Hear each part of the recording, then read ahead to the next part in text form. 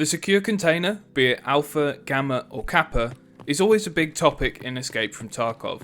Players either love it as a way to make the harsh world of Tarkov a little less punishing, or hate it as it takes high tier loot off the map as soon as one player finds it. I personally would be in favour of some changes, but in this video I'll give you 5 beginner tips on how to make the most of your secure container. I'm Gaz, welcome to the channel. If you enjoy your stay here, why not subscribe and stick around?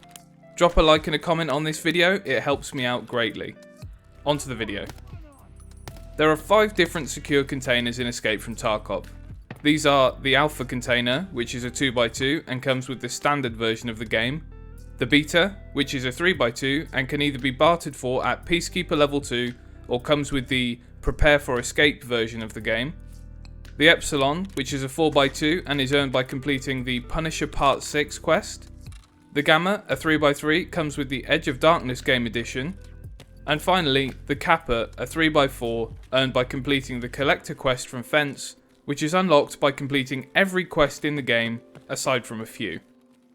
Most players will chase the Kappa container, but all of these tips are relevant regardless of your container size. It just works better the bigger it is.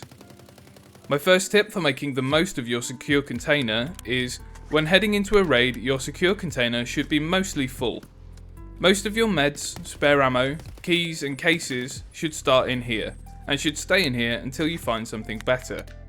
The container will save you thousands of rubles every raid you die in. If you die early on, sure, you're going to lose your weapon, armor and other gear, but your splints, painkillers and keys will be safe, which effectively leads to you saving a huge amount you would otherwise spend on a whole heap of meds for each raid. Tip number 2 is a follow-on from the first. You'll want to keep meds like your splints and painkillers in your container up until you find something that is worth more to you than the med is. For example, if you're in the early wipe and have a lot of hideout upgrades left to do, bolts, screw nuts and other building materials are going to be expensive and don't need the found in raid tag to be utilised in the hideout. It's a great idea to swap something like a splint for this item, as the cost of covering this med is outweighed by the cost of buying the materials for your hideout. Another follow-on, tip 3, is less about the secure container and more about education. You'll be wanting to learn which items are needed for hideout crafts or upgrades, as well as the items that vendor for a high price. I know the conversation around Tetris might be a sore subject, but it's still a great idea to chuck one of these in your secure container, as they vendor to therapists for 70k, which should cover any costs even if you die. Learn which items vendor for a lot and keep hold of them. Tip 4 revolves around keeping yourself in the fight and not spending a huge amount of money doing so. When I'm doing budget runs with a 545 AK for example, I'll always take one spare magazine full of ammo in my rig and a whole stack of BT in my secure container. This means as long as I don't expend 60 rounds of ammunition and the enemy is still standing, I can safely reload a magazine every time I get some downtime. Then, if I die, there's less worry about losing a whole heap of expensive ammo. Tip number 5 focuses on cases and ways of expanding the capacity of your container.